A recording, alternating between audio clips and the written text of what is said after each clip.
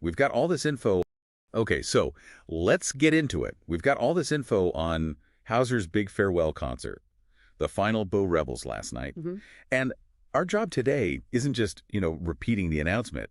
We want to dig into what makes this feel like such a deliberate final step. Exactly. The main thing that jumps out, really, is that this isn't just a final tour date. The sources are pretty clear. This is it, the definitive end of his whole 3-year solo thing, the Rebel with a Cello journey. Yeah, that framing is key. It's definitely not presented as just another gig. It feels very cinematic, very emotional. Right. And it's set up as this big thank you to the audience, but maybe more than that, it draws a line. Like this artistic phase, it stops right here. Okay, let's talk about that title then, The Final Bow. Right. It sounds, well, significant. Obviously, there's the curtain call aspect. Right, taking a bow for the audience. But thinking about the instrument. Yeah. The cello itself. Yeah. If you look at Hauser, his whole persona, Bo is doing double duty here. It's almost certainly intentional. How? Well, the sources really lean into the idea of the cello bow, the final stroke. Okay. And that final stroke, it represents the end of the music from the specific era, the rebel sound. But, and this is the clever part, the silence after that last stroke almost demands.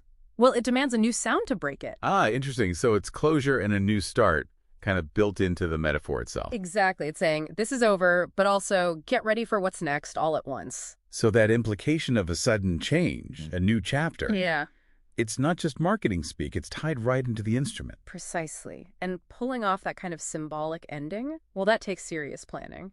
Which brings us to the location. Right, the Bulgaria connection, that seemed notable. Very. He's just firmed up this big collaboration with Fest Management, a local agency there. Okay. And remember, this shot, 6 music videos across Bulgaria for this whole tour cycle? Yeah, that's a lot. So why end a world tour finale there? Seems almost inward-looking after being global. Well, I think it grounds the story, By ending it in a place that was so key to the look and feel of the Rebel tour, it's like saying the tour ends by returning to a sort of creative home base for this chapter. It makes the venue itself part of the narrative arc. A narrative choice, not just a logistical one. Exactly. And they're making sure this narrative closes, well, top-notch. The production sources mention scale. Oh, absolutely. The whole thing's backed by MasterCard. Right. That kind of partnership isn't just about size. It's about ensuring a flawless, world-class execution, especially for a symbolic farewell like this happening right before the holidays, too. Makes sense. It needs the production value to match the significance. Definitely. It has to feel like the end of a major international 3-year run. Okay, but here's a thought. Does that kind of big corporate backing, that polished world-class production, doesn't it kind of clash with the whole Rebel with a Cello idea? That's a really sharp point. Is the Rebel kind of hanging it up? Yeah. Is the MasterCard logo part of that symbolic transition away from rebellion? Well, look how the sources frame it. It's called the Rebel's Last Stand. But it's also explicitly called a celebratory gift to the fans. Right, that juxtaposition. Yeah, it suggests maybe it's less about continuing the rebellion and more about, say, artistic growth. Like, the rebel character finished his journey. And is now moving into something else, maybe broader? Potentially broader, yeah. Certainly highly produced.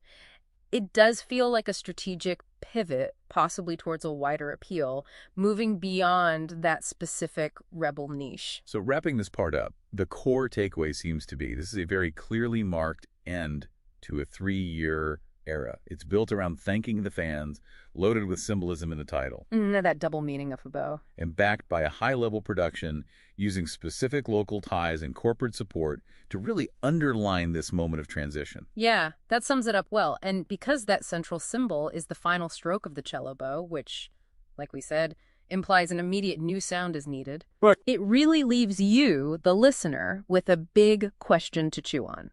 What comes right after that final bow, given how strongly they've marked this ending? What's the next sound? Exactly.